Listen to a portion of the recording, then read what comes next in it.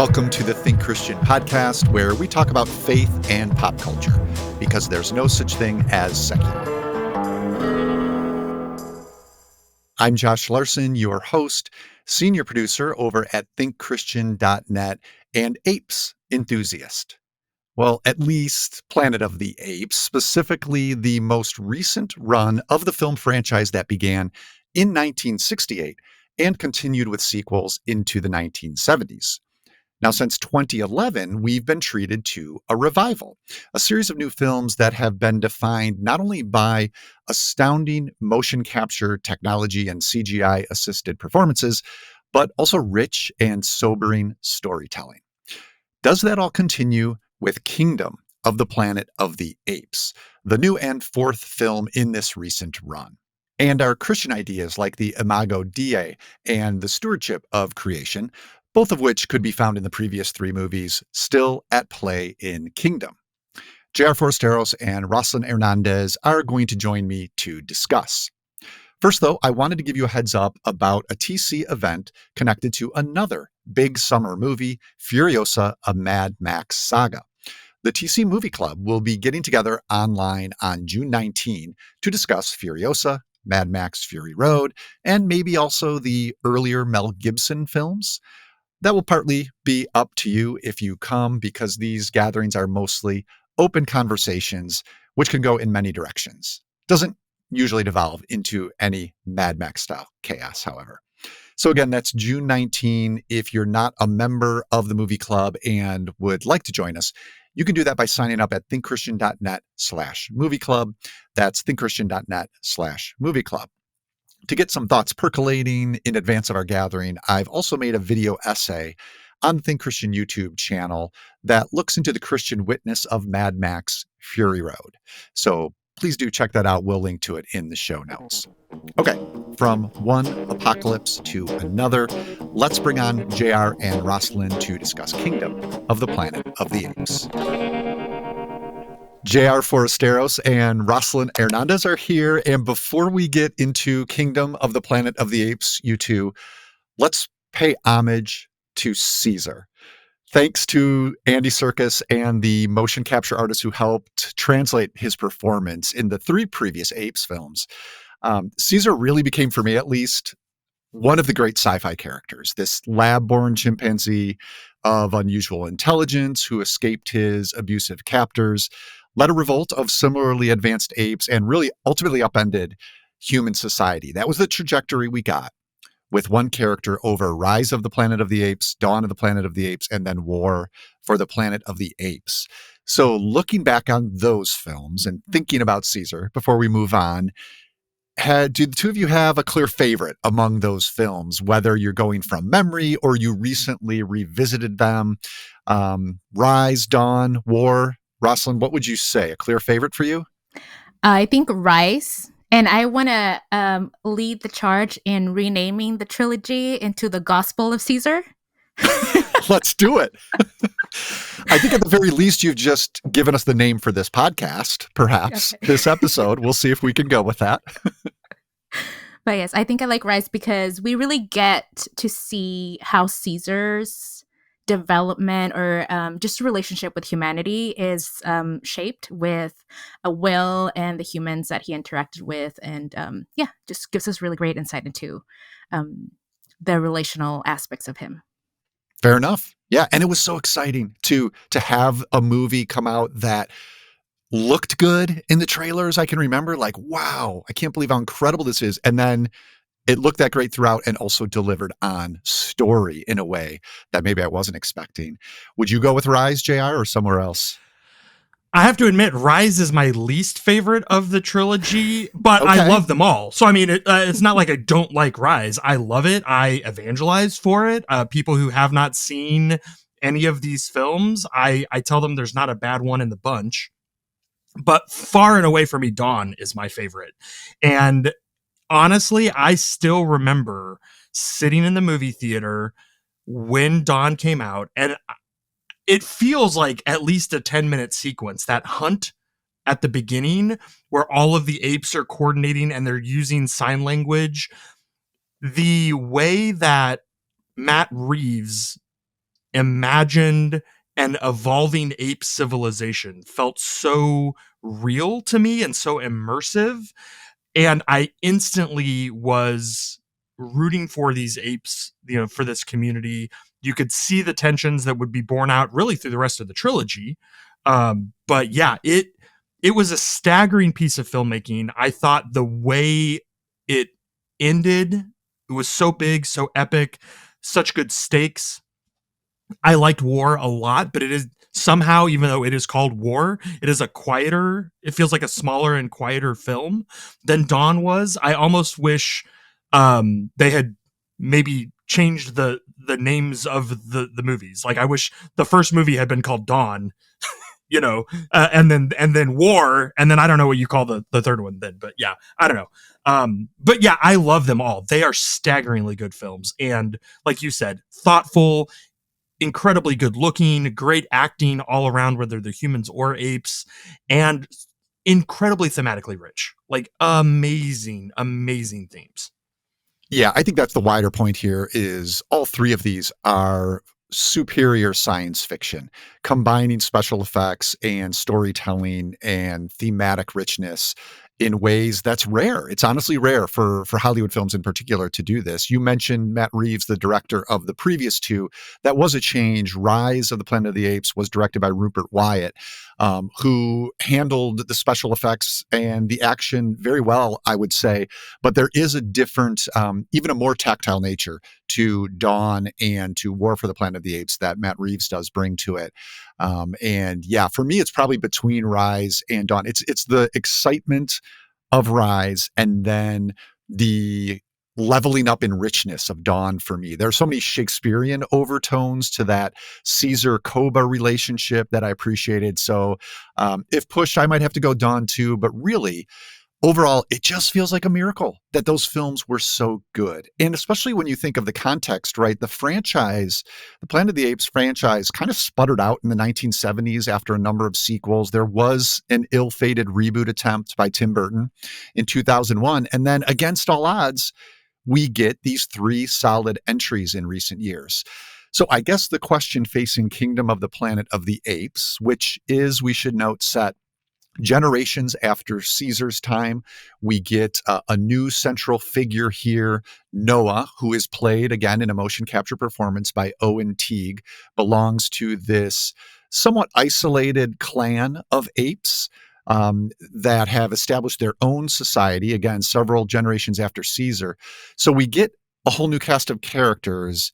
Do we get a fourth great Apes movie? What's your general reaction to Kingdom of the Planet of the Apes, Roslyn?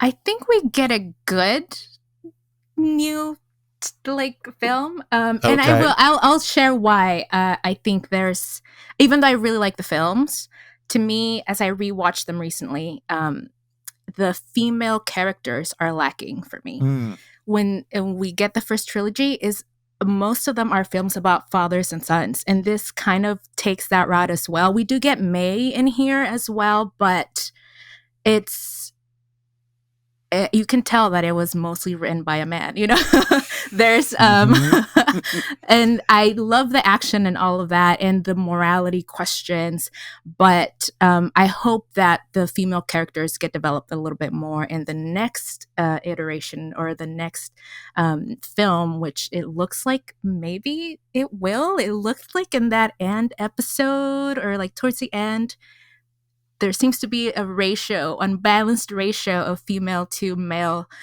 humans, intelligent humans. So yeah, that's what I'm hoping for. I think that's entirely fair. And I had that thought as we were introduced to Noah is he has two friends and one is also a female chimpanzee. And I think maybe because she was there, I thought, oh, they could have made a change here and chosen to focus on a female ape. Now, maybe in the screenwriting, and the screenwriter here in this case for this film is Josh Friedman, maybe they thought that character you mentioned, Roslyn, Freya, May actually, played by Freya Allen, I should say, is filling that void. but she doesn't show up for a while, and it's a silent performance. We got to dance around spoilers a little bit. It's a silent performance, let's say, for much of the running time.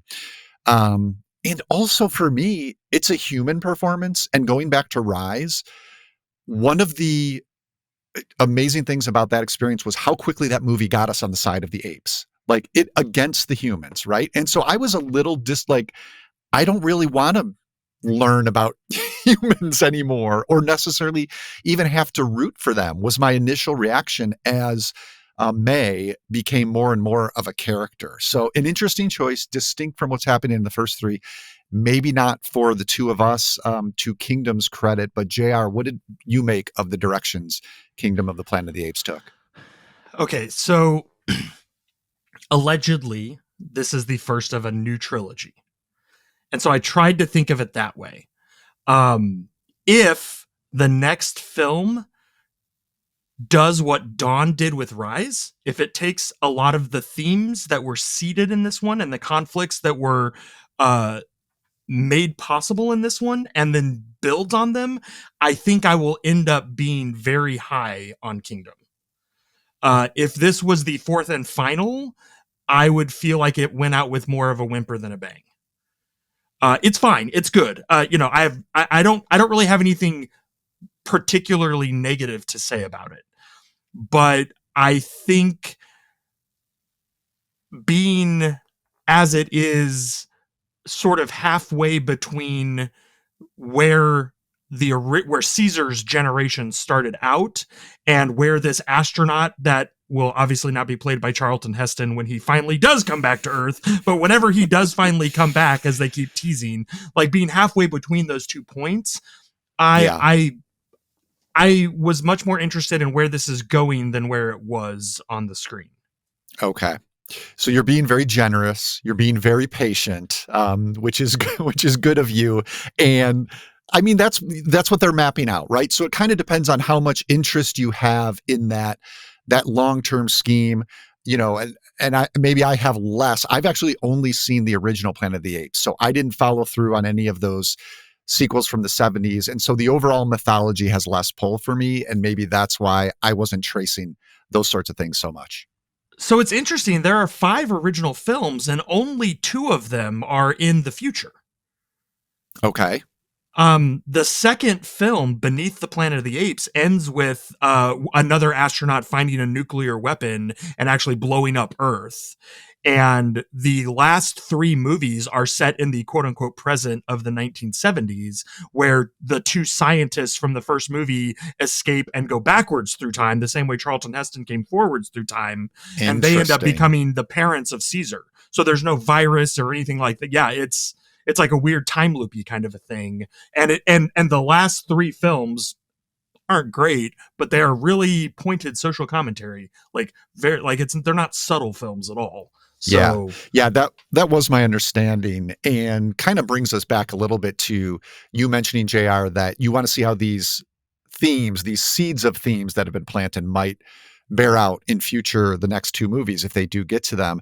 And I think that's where we can talk about how theologically rich I found the previous 3 Apes films to be. So going back to Rise, and Dawn, and then War. I did write a couple of posts about them at TC. We'll link to that in the show notes. And I'm wondering if you can say the same of Kingdom, whether we found anything theologically rich to chew on, because the 3 previous films definitely gave that to me. What would you say, Roslyn, about Kingdom? Is there just seeds here? Is there some good stuff to kind of dig into, or where on this front does Kingdom compare? Yeah, I think for me, it's a little bit more of social commentary. As you mentioned, JR, that those last 3 films were very heavy on social commentary. At least for me, I also found it a little tiny bit triggering because the dynamic of this idea of who Caesar is or was, and how that message, if you will, of this patriarch um, is being used to basically create a cult, and and control the apes through ideology. And so I really saw this like colonialist and like oppressed people, and also like using a message and interpreting in a different way that it wasn't meant to be, in order to get people to do things, or to get apes to do things, individuals to do things that maybe it's not in their best interest, or that they are not ready for at the time. Yeah, here's how I read that. And I think we can talk about this in a little bit more detail. It doesn't really come into play until the latter half of the film, but it features a character who's prominent in the trailers. And, the movie comes to turn on this. So I think it's okay to talk about Proximus Caesar, this new character played by Kevin Durand, a would-be ape king in a ways. I think he's actually a bonobo. And he has enslaved other apes, including eventually Noah's clan, that community we talked about at the start, for the purpose of breaking into this massive human bunker they've discovered on the seashore. There, and he imagines Proximus Caesar is, imagine there's some sort of power, human power within, he wants to get a hold of. So to break in there, he's enslaved other apes. But yeah, to your point, Roslyn, he's also calling upon Caesar as this mythical, almost godlike figure that they need to obey Proximus in the name of. And that was very disturbing, the way it does echo how leaders throughout human history, but right now in our own time, co-opt religion in their pursuit of power. And we're especially seeing this, in the United States with Christian nationalism, I think, right now. How about that sequence where Proximus Caesar is gathering everyone together and whipping them up in a frenzy to try to bust through the door? And it felt like this deranged church service to me. The way he's calling upon Caesar's name, I think, doesn't he demands that they chant it, or they say something like that, say his words. And again, it's this co-opting of what Caesar stood for, which we know from the previous three films very intimately. And we can maybe talk about that a little bit later as well. But yeah, the co-opting you see in his name, right? He's Proximus Caesar. You notice the throne that he sits in, the back of it has the shape of Caesar's symbol, the drawing of the old attic window from his house that would become this symbol as the movies went on. So as usual, you can tell the authenticity of these co-opters' faith by their fruits. I think that's always what I try to remind myself. And if you look at what Proximus is bringing about, he's bringing about pain, he's bringing about suffering, and it's in the pursuit of this despotic power. So that it definitely shows you what's really going on here. What did you make of this whole thread, JR? I will say, and I don't know about the two of you, but the first moment that really shocked me and made me grieve was during the assault on Noah's village, when the guerrilla lieutenant, first struck down an ape and then said, "For Caesar," because Caesar's two rules that have made it to this far in the future are apes together strong and ape no kill ape. And what we see when Proximus is doing his, and I had the same, it was like megachurch pastor vibes, right? When he's up there and he's like, I'm feeling good today, aren't I? I was like, it's that like so self-consciously foolish, like parodying, and where he's very performative. He's obviously performing. Yeah. And then he tells everyone to say Caesar's words, and all they say is apes together strong. It is clear that Proximus has edited Caesar's legacy to remove ape no kill ape. Yes, yeah. And again, you talk about how Christian nationalism is working right now, right? Like being incredibly selective. It's what slaveholders did when they gave enslaved people Bibles with things like, the Exodus story cut out, right? Like none of the liberative parts of the gospel, only the parts where it says slaves obey your masters as if the Lord, and things like that. So yeah, it was in one way it was, classic textbook megalomaniacal religion is the opiate of the masses kind of stuff. On the other hand, apparently we can't do subtle anymore because we have people who are just drinking the Kool-Aid left and right in our country, and parodying and parroting these like foolish pictures of Jesus that don't look anything like the real Christ. Yeah, So and there's a selective Caesar going on in this movie that definitely parallels that. I think, yeah, go ahead, Jer. well, I just want to point out even Proximus's name, right? It means next to Caesar. And I think there's something in our church models too. Like when you have an authoritative church, it's not the priesthood of all believers, right? It's the priesthood of the pastor who is next to Christ, and then everyone else is below him, right? And they use a lot of those headship verses and things like that to say, you make sure that you follow the pastor because the pastor is the one who is next to Christ. And you even had Proximus who said it, I am Caesar. And so yeah, it was just all very elegantly done to show here is how despots work. Here is how religion is wielded to manipulate. Here is how kindness is turned into fascism, right? Like all of these things. It was done very elegantly. I enjoyed that part of it in the way that I enjoy having my heart broken by seeing the legacy of someone that I really cared about perverted. It's awful, but that's what happens, right? We see it over and over and over. I want to go back to, you just mentioned kindness, and that's another element of Caesar's legacy, I think. You talked about the two rules, JR, and a bit of a subset of that is the idea of showing mercy, which ran through the previous three films. And I think about the character of Raka here, a new character, my favorite character we meet, an orangutan played by Peter Macon. I guess something of an ape monk who belongs, he identifies he belongs to the order of Caesar, right? This is someone Noah encounters as Noah goes out to find what happened to his clan.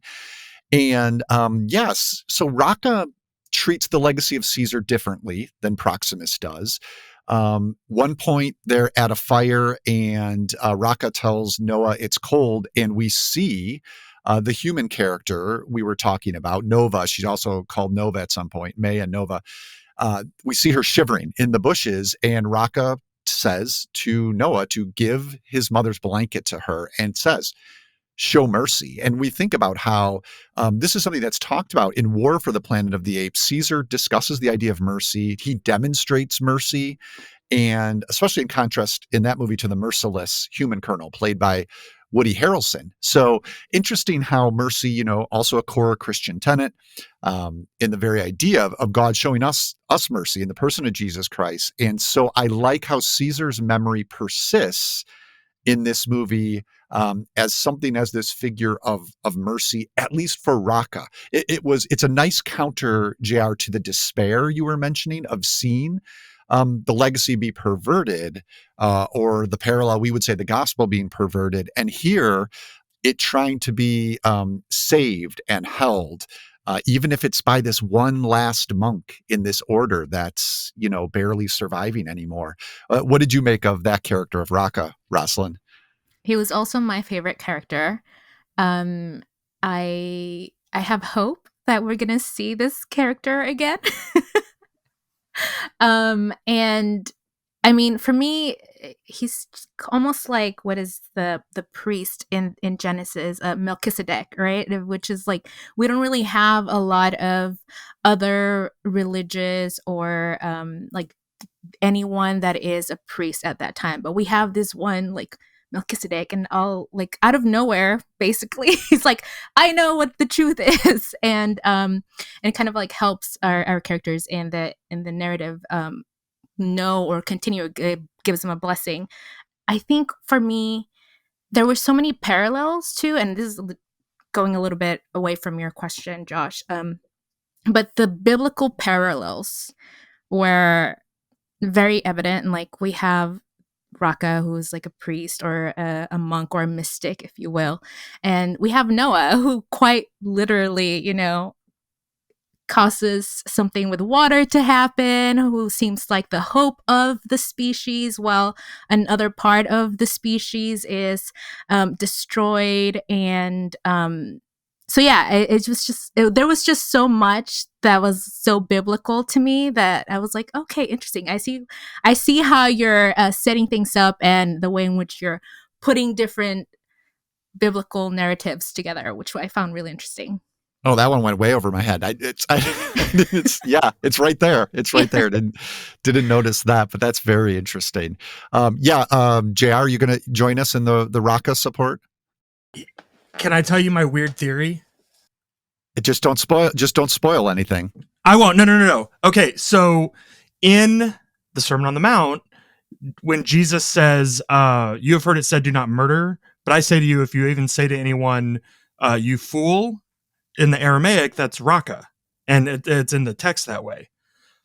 And so right. as soon as I said his name, I was like, well, that's a weird set of syllables, especially given that we have a Noah and that they opened up with the nod to Moses with Caesar, of the leader dying before he can take his apes his people into the promised land. Like you said, Roslyn, like we're 30 minutes into this movie. It's already like overflowing with these just what feel like scattershot biblical references. So introduce Raka. I'm like, oh, Raka the fool. Okay, that's interesting. And then he does seem a little naive, a little like he's not taking anything seriously. Except we know he is because we keep getting these flashes of he lost his partner. He does have this deep well of grief. And so where I kind of landed with him, Josh, was and I wrote about this in my first season 1 Ted Lasso article for Think Christian, but the Dostoevsky's model of the idiot, which is that if someone in our day and age actually acted like Jesus, everyone would think they were an idiot or a fool. And that's how I looked at Raka. Like Raka is the one who is the most like Caesar in terms of his ethos and his care.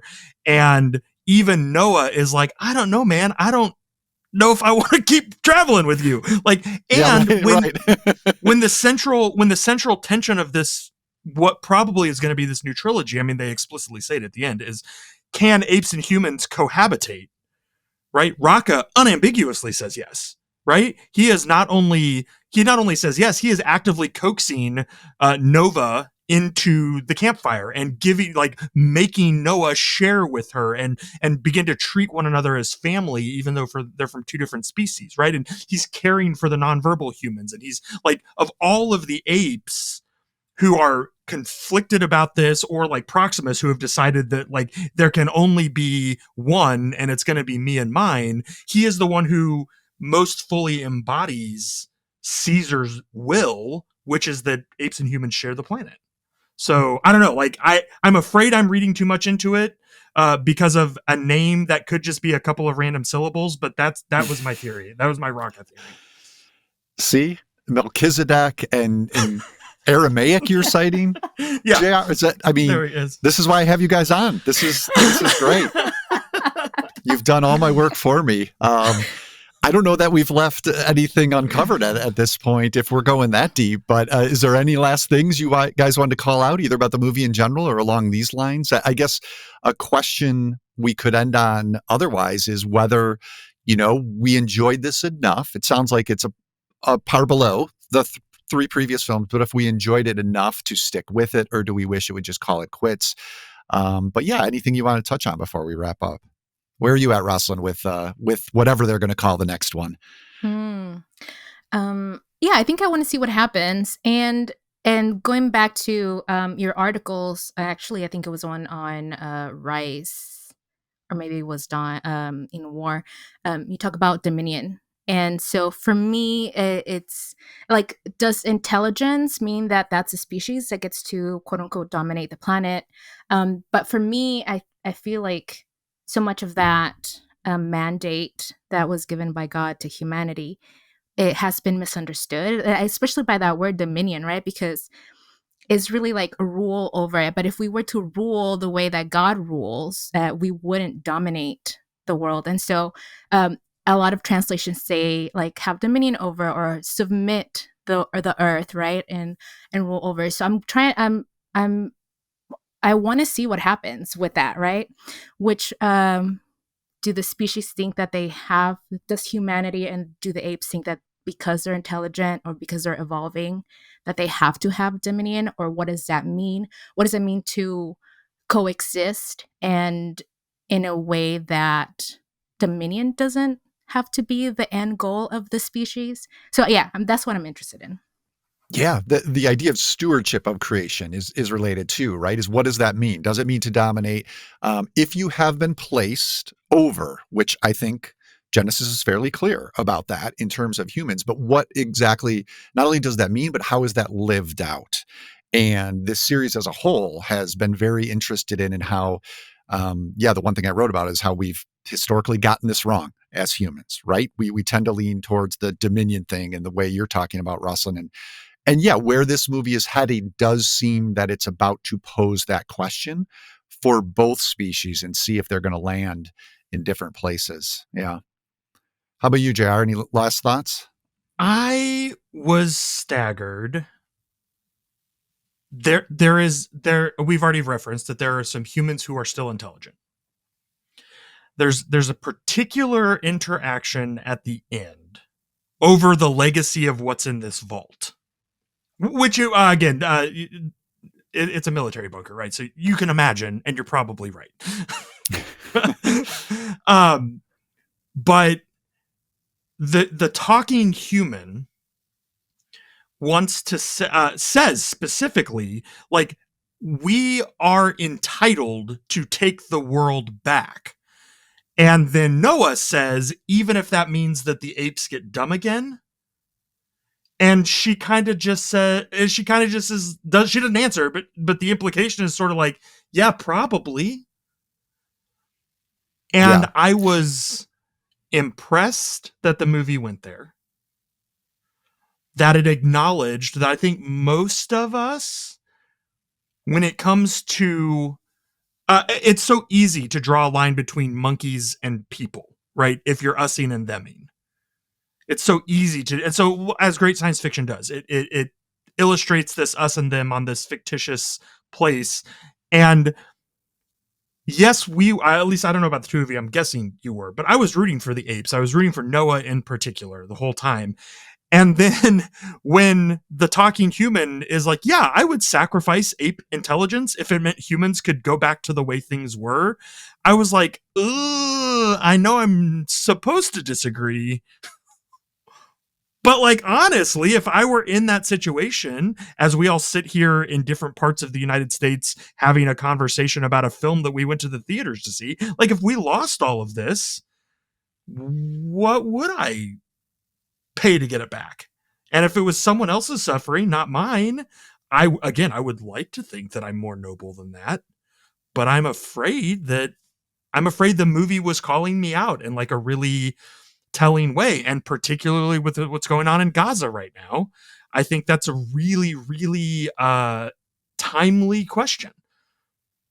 So it disturbed me quite a lot. The way that character, who I had sort of lowered my defenses and liked, and then to see that character kind of take, I mean, I'm going to call it a villain turn, but it's not like they murdered anyone or anything like that. They just sort of made it clear that they saw Noah and his people as less sentient, less, I'm going to say less human, but that's problematic, right? Like less worthy of continued existence than her and her people. And I think that's where I said earlier, you asked me if I like this movie, and I said, depending on where we go, like if this is what is escalating here and the choices get even more murky and in good ways, right? In the ways that I am disturbed, in the ways I need to be disturbed, then man, yeah, like I am here for it. I think I think the new trilogy has a chance to become as weighty and important as the first trilogy did.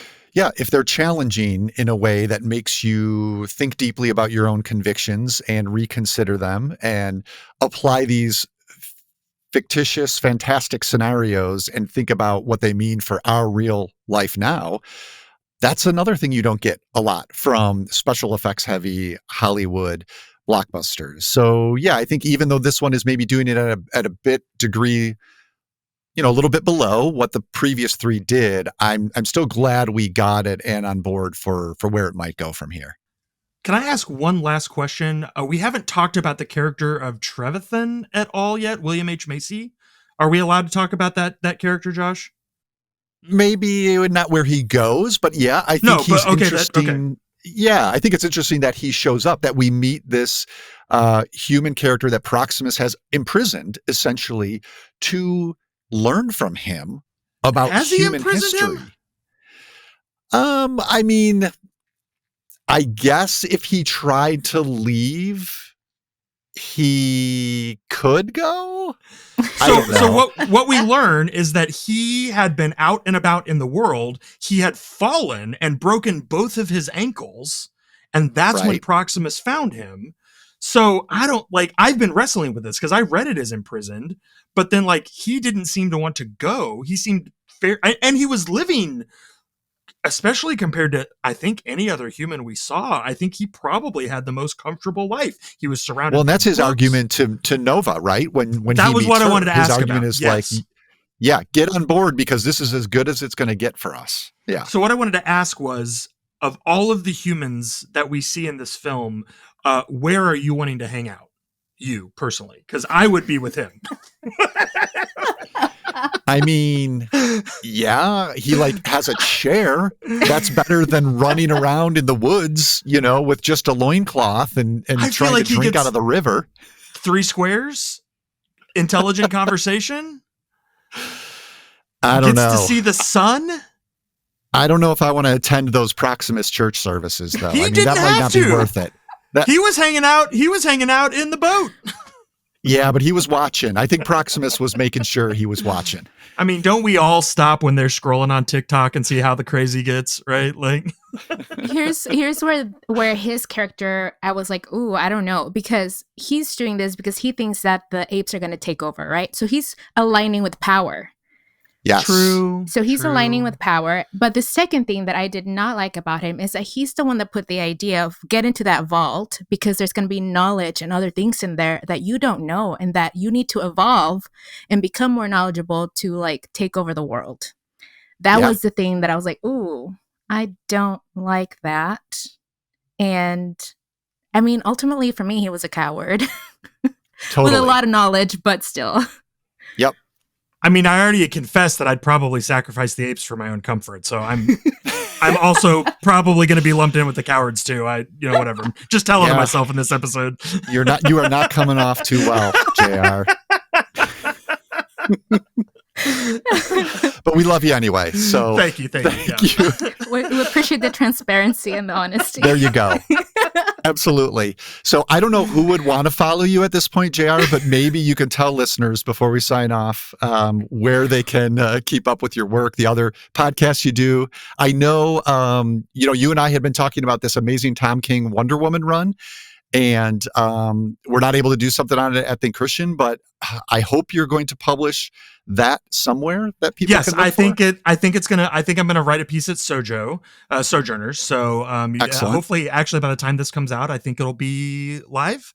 I have been pitching it as Wonder Woman versus the Bible. Okay. I don't know. It's clickbaity. Just going for that clickbait, JR. Yeah. I mean, not that far off though, Josh. It's I know where you're going. We've talked about this, and it's not totally misleading, but folks should check it out. It's an amazing, as all of Tom King's stuff is worth catching up with. His comics work. So yeah. So I have that. The Fascinating Podcast. We have 2 or 3 episodes left for this season before we wrap up for the summer, but have had some good stuff.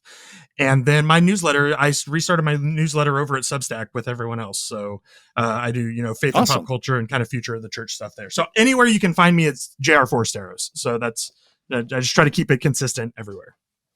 There it is. Thank you, sir. How about you, Roslyn? What have you been up to? Yeah, so I am. So if anyone wants to be in the know about a project that I'm working on, it's not ready to be released yet, but if you want to know when it's going to be ready, you can follow me on Instagram at Roslyn M. Hernandez. But so if you want to know, this is what it is. It's a new podcast that I'm working on. It is my personal podcast, and it's called Bible Tea.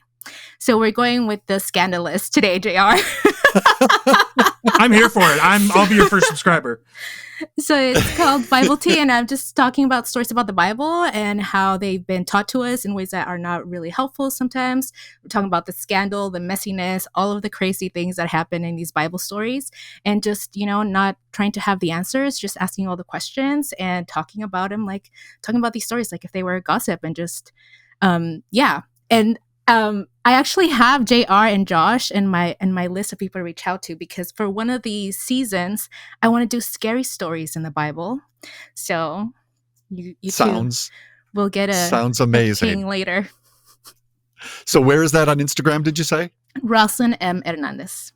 Okay. All right. We'll link to all of that. And really sounds great. Love to see the other stuff that you all are up to. And thanks again for coming on this episode for Think Christian. Thank you, Josh. It's always great to be here.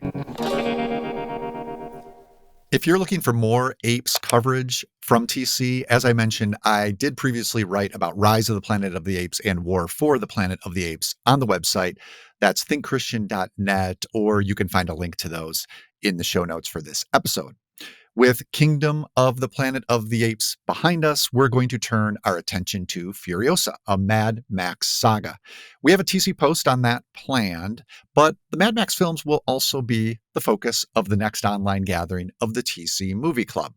That will be June 19, so you have plenty of time to see Furiosa, maybe even catch up on a few previous Mad Max installments before the discussion. Also, I do have that video essay up on the Christian witness of Mad Max Fury Road. It's at the TC YouTube channel right now. So go ahead and check that out. And if you want to join us for our movie club gathering, please sign up at thinkchristian.net/movie club. Don't forget, you can always connect with us on Facebook and Twitter/X. Look for us at Think Christian. And our email address is tcpodcast@thinkchristian.net if you want to send us a note that way. The TC Podcast is a listener-supported production of Reframe Ministries, a family of programs designed to help you see your whole life reframed by God's gospel story. Visit reframeministries.org for more information. Our audio engineer and post-production supervisor is John Reeder, and Reframe's co-director overseeing content strategy is Robin Bassler. I'm Josh Larson. Thanks so much for listening. We'll be back in a couple of weeks to consider how another corner of our pop culture fandom connects with our faith.